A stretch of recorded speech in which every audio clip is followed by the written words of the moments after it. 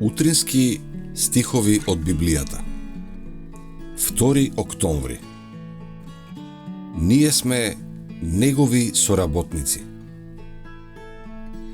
А како негови соработници, ние ве молиме да не ја примате напразно Божјата благодат. 2 Коринтјаните 6:1.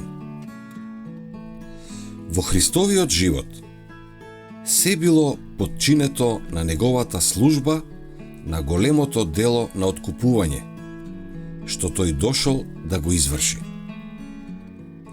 И истата посветеност, истото самооткажување и жртва, истата подчинетост на барањата на Божјата реч, треба да се покаже и кај неговите ученици. Секој што го прифаќа Христа како свој личен спасител, ќе копнее за предимството да му служи на Бога. Додека размислува за она што небото го сторило за него, неговото срце ќе биде трогнато со бескрајна љубов и благодарност, исполнета со обожување. Тој едва и чека да ја покаже својата благодарност со тоа што ќе ги посвети своите способности во службата за Бога. Тој копне да ја покаже својата љубов кон Христа и кон неговата откупена собственост. Тој жеднее за труд, тешкотија, жртва.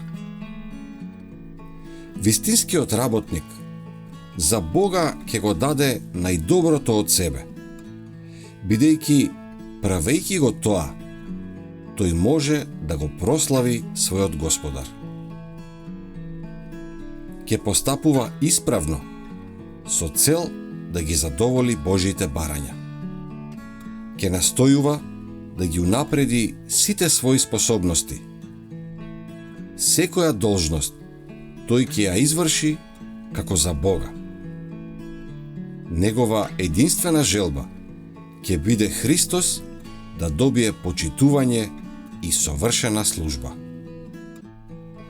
Има една слика која прикажува млад јунец како стои меѓу плугот и жртвеникот. А под неа има надпис: подготвен за обата. Подготвен да работи во браздите или да биде жртвуван на олтарот. Тоа е положбата на вистинското Божје дете. Спремен да оди онаму каде што должноста го повикува, да се откаже од себе си и да се жртвува за делото на откупителот. Талантите, колку и да се малубројни, треба да бидат ставени во употреба. Прашањето кое најмногу не засега не е колку сум примил, туку што правам со она што го имам.